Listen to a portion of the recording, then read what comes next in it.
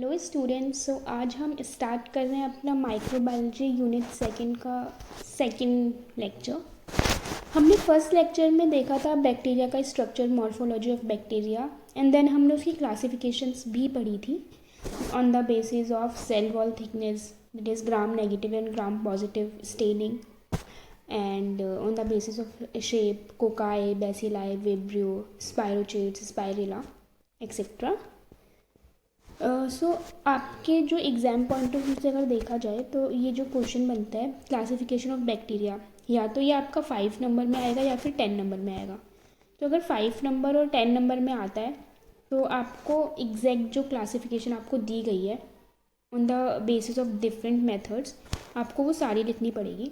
Like हमने जो classification of micro organisms पढ़ी थी वो इसमें नहीं आएगी, प्रोकैरियोटिक और यूकैरियोटिक्स वो इसमें नहीं आएगा। बैक्टीरिया क्लासिफिकेशन किस में है? On the basis of shape, then on the basis of Gram staining, and तो फर्दर क्लासिफिकेशन है वो हम आज स्टडी कर रहे हैं। ठीक है, सो हम स्टार्ट करते हैं फर्दर कि अब जो बैक्टीरिया है वो हम टेम्परेचर के बेसिस पे जो है उस टेम्परेचर के बेसिस पे उसको क्लासिफाई किया गया है कि कौन सा बैक्टीरिया जो होता है वो किस टेम्परेचर पे ग्रो करता है और किस पे ग्रोथ एंड डेवलपमेंट होता है। तो on the basis of temperature 3 classifications होती हैं। फर्स्ट है कोल्ड लिविंग साइक्रोफिल्स, ठीक है, जो क्या होता है लो टेम्परेचर्स पे सर्वाइव करते हैं। ठीक है, कोल्ड टेम्परेचर चाहिए इनको, ठंडा मौसम चाहिए इनको सर्वाइव करने के लिए। देन मीजोफिल्स होता है सेकेंड क्लासिफिकेशन, जिनको मॉडरेट टेम्परेचर चाहिए, ना ही ज़्यादा ठंडा ना ही ज़्यादा गर्म। ओके, देन थर्मोफिल्स जो हीट लविंग होते हैं, मतलब जिनको बहुत ही गर्म टेम्परेचर चाहिए, ठीक है, जिनको ज़्यादा टेम्परेचर चाहिए, ठीक है, सर्वाइव करने के लिए। ठीक है, तो on the basis of temperature हमारी 3 कैटेगरीज हैं, psychrophiles, mesophiles and thermophiles. Then psychrophiles जो होता है वो survive in cold environment, and mesophiles prefer moderate temperature like those found in the human body. Okay, जैसे जो हमारे बॉडी टेम्परेचर होता है, जो हमारी बॉडी में माइक्रो ऑर्गेनिजम्स होते हैं वो क्या होते हैं, उनको एक मॉडरेट टेम्परेचर चाहिए, ना ही ज़्यादा गर्म और ना ही ज़्यादा ठंडा, मॉडरेट टेम्परेचर चाहिए। तो क्या किस कैटेगरी में आएंगे? वो मीजोफिल्स में आएंगे bacteria. Okay, then thermophiles survive in high temperature environment like cold springs. ठीक है, अब जो कुछ जब कुछ बैक्टीरिया होते हैं वो क्या होता है, उनको ज़्यादा टेम्परेचर चाहिए होता है सर्वाइव करने के लिए। ठीक है, वो सर्वाइव नहीं कर सकते हैं एक्सट्रीम कोल्ड कंडीशन में, या फिर उनको मॉडरेट टेम्परेचर में भी वो सर्वाइव नहीं कर सकते, उनको सर्वाइवल के लिए सिर्फ ज़्यादा टेम्परेचर चाहिए होता है। ओके, सो ये आपकी on the basis of temperature हमारी 3 कैटेगरीज आ गई हैं, psychrophiles, mesophile and thermophiles. Okay, then further जो क्लासिफिकेशन है बैक्टीरिया की वो किस बेसिस पे है? ऑन देयर ऑक्सीजन रिक्वायरमेंट, कि बैक्टीरिया को ऑक्सीजन की रिक्वायरमेंट है कि नहीं। अब हमने जो टर्मिनोलॉजीज़ की वीडियो जो मैंने बनाई थी उसमें मैंने आपको बताया था कि एरोब्स और एनारोब्स, राइट। सो जो एरोब्स होते हैं उनको ऑक्सीजन की रिक्वायरमेंट होती है और जो एनारोब्स होते हैं उनको रिक्वायरमेंट नहीं होती है ऑक्सीजन की। ठीक है, सो हम ऑन द बेसिस ऑफ जो बैक्टीरिया की क्लासिफिकेशन है हम उन पे फोकस कर रहे हैं। Okay, so on the basis of oxygen requirement हमारी 4 कैटेगरीज हैं, obligate aerobes, obligate anaerobes, facultative anaerobes and aerotolerant anaerobes, right. Obligate से हम समझ सकते हैं कि एक स्पेसिफिक, ठीक है, ऑब्लिगेट मतलब ऐसे बैक्टीरिया, ऑब्लिगेट एरोब्स मतलब ऐसे बैक्टीरिया जिनको अपनी ग्रोथ के लिए, सर्वाइवल के लिए ऑक्सीजन की रिक्वायरमेंट है। सो हम उसको क्या बोलेंगे? Obligate aerobes. ठीक है, then obligate anaerobes, bacteria that can not survive in the presence of oxygen and only grow in environments lacking oxygen. ठीक है, अब ऑब्लिगेट एरोब्स जो थे उनको ऑक्सीजन की रिक्वायरमेंट थी ग्रोथ एंड सर्वाइवल के लिए, लेकिन जो ऑब्लिगेट एनारोब्स होंगे उनको ऑक्सीजन की रिक्वायरमेंट नहीं होगी, वो सिर्फ ऐसे एनवायरनमेंट में ही ग्रो कर सकते हैं जहाँ पे ऑक्सीजन नहीं है। ठीक है। जैसे मैंने इसका आपको एग्जाम्पल दिया था कि जो वुंड होता है, ठीक है, जहाँ वुंड होता है, या हम बोल सकते हैं गैंग्रीन है, ठीक है, उसमें क्या होता है, हमारी जो ब्लड वेसल्स होती हैं वो ब्लड सप्लाई नहीं करती है, लैक ऑफ ऑक्सीजन हो जाता है, हाइपोक्सिया की वजह से गैंग्रीन होता है, राइट। सो उसमें क्या होता है कि ऑक्सीजन जो है वो नहीं हो रहा है, ट्रांसपोर्ट नहीं हो रहा है उस एरिया में, हमारी उस बॉडी पार्ट में ऑक्सीजन जो है उसका ट्रांसपोर्ट नहीं हो रहा है। तो वहाँ पे जब ऑक्सीजन नहीं है तो वहाँ पे कौन से बैक्टीरिया ग्रोथ करेंगे, ऑब्लिगेट एनारोब्स, ठीक है। देन हमारा आता है facultative anaerobes, bacteria date can grow with और विदाउट ऑक्सीजन। मतलब फैकल्टेटिव एनारोब्स क्या होंगे कि मतलब ये दोनों कंडीशन में सर्वाइव कर सकते हैं, अगर ऑक्सीजन है तब भी ठीक है, ऑक्सीजन नहीं है तब भी ठीक है, मतलब ये खुद को अडेप्ट कर लेते हैं अकॉर्डिंग टू कंडीशन, ऑक्सीजन में भी वो सर्वाइव कर सकते हैं और विदाउट ऑक्सीजन भी ये सर्वाइव कर सकते हैं। They can switch between aerobes and anaerobic metabolism depending on the availability of oxygen, right.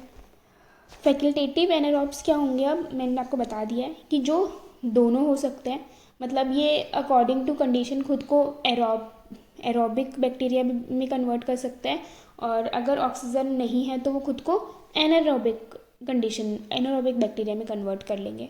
तो इसको क्या बोलेंगे, फैकल्टेटिव एनारोब्स।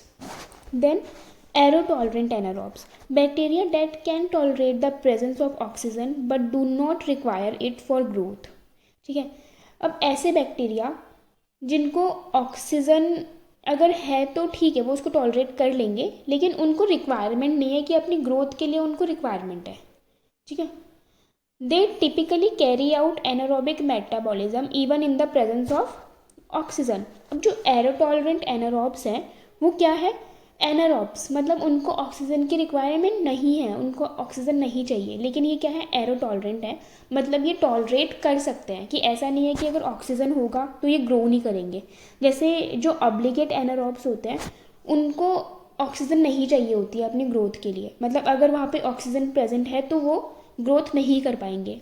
लेकिन एरोटॉलरेंट एनारोब्स वो होते हैं जो जो एनारोब ही होती है, लेकिन उनको ऑक्सीजन की प्रेजेंस से कोई फ़र्क नहीं पड़ता है, कि ठीक है अगर प्रेजेंस है भी तो तब भी हम क्या करेंगे, वो सर्वाइव कर लेंगे, ठीक है।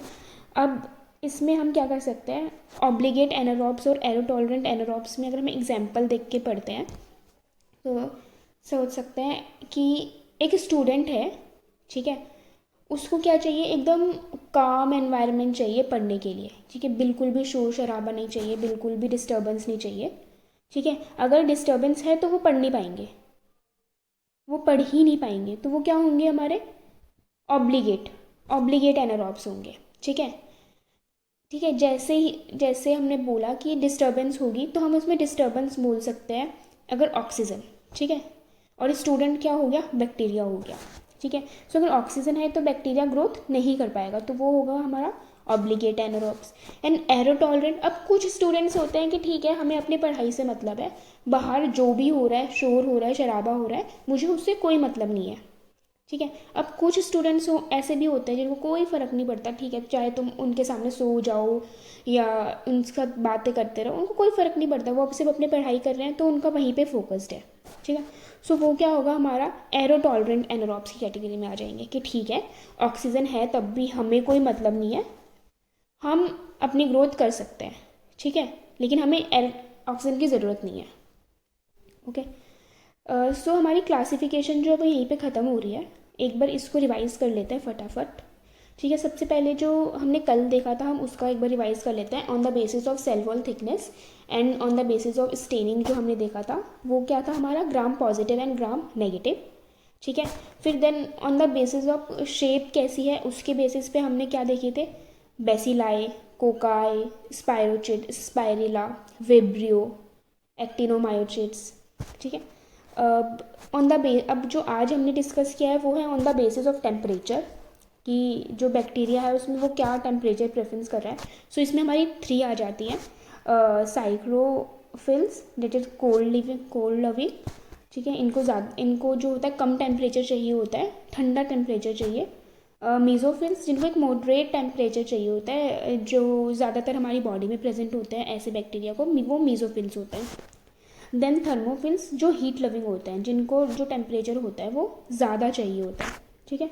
सो टेम्परेचर जो है वो हमारा यहाँ ख़त्म हो रहा है, उसकी क्लासिफिकेशन। देन अब on the basis of oxygen requirement अगर हम कर रहे हैं, बैक्टीरिया को ग्रुप कर रहे हैं, तो उसमें क्या आएगा हमारा obligate aerobes, obligate anaerobes, facultative anaerobes and aerotolerant aerobes. Obligate aerobes वो होंगे जिनको ऑक्सीजन की रिक्वायरमेंट है ग्रोथ एंड सर्वाइवल के लिए। ऑब्लिगेट एनारोब्स वो होंगे जिनको सर्वाइवल के लिए ऑक्सीजन की रिक्वायरमेंट नहीं है, वो सिर्फ ऐसे एनवायरनमेंट में ही सर्वाइव करेंगे जहाँ पे ऑक्सीजन नहीं है। देन फैकल्टेटिव एनारोब्स वो होंगे जो ऑक्सीजन में भी सर्वाइव कर सकते हैं और ऑक्सीजन के बिना भी सर्वाइव कर सकते हैं, ठीक है। वो अकॉर्डिंग टू कंडीशन खुद को अडेप्ट कर रहे हैं, ठीक है, कि अगर ऑक्सीजन है तो वो एरोब्स बन जाएंगे और ऑक्सीजन नहीं है तो वो एनारोबिक मेटाबॉलिज्म को फॉलो करेंगे, ठीक है। देन जो लास्ट है वो था एरोटॉलरेंट एनारोब्स। वो ये ऐसे बैक्टीरिया होते हैं जो विदाउट ऑक्सीजन ग्रो करेंगे, जिनको ऑक्सीजन की रिक्वायरमेंट नहीं है ग्रोथ के लिए, लेकिन अगर ऑक्सीजन एनवायरनमेंट में प्रेजेंट है तो उसकी प्रेजेंस उन बैक्टीरिया को कुछ अफेक्ट नहीं करती है, राइट। सो आई होप आपको ये समझ आ गया होगा क्लासिफिकेशन। अब अगर आपकी एग्ज़ाम में आती है कि लाइक अगर आप मान सकते हो कि 5 नंबर में आया आपका ये क्वेश्चन क्लासिफिकेशन ऑफ बैक्टीरिया, तो सबसे पहले आप क्या करेंगे, अपनी डेफिनेशन बताएंगे, बैक्टीरिया की डेफिनेशन बताएंगे, ठीक है, उसको डिस्कवर किसने किया वो बताएंगे। अगर आपको एक अच्छे मार्क्स गेन करने हैं सो इसके लिए अच्छा है कि आप कुछ कहानी मत लिख के आओ, अपने एग्जैक्ट पॉइंट्स लिख के आओ, ठीक है। तो उसमें आप क्या लिखेंगे 5 मार्क्स के अकॉर्डिंग, उसमें आप लिखेंगे बैक्टीरिया की क्लासिफिकेशन जो होगी, ये सारे आप फ्लो चार्ट के तरीके से एक्सप्लेन कर सकते हो, ठीक है। सबसे पहले आप फ्लो चार्ट बनाना, इन जो भी हमने अभी डिविजन्स पढ़े हैं 4 तरीके से जो हमारी क्लासिफिकेशंस हैं उनका, ठीक है। देन उसके बाद आप उनको एक्सप्लेन करना, तो इससे आप अच्छे मार्क्स गेन कर सकते हो, ठीक है। एंड इतना इनफ है क्लासिफिकेशन ऑफ बैक्टीरिया में लिखने के लिए आपके लिए।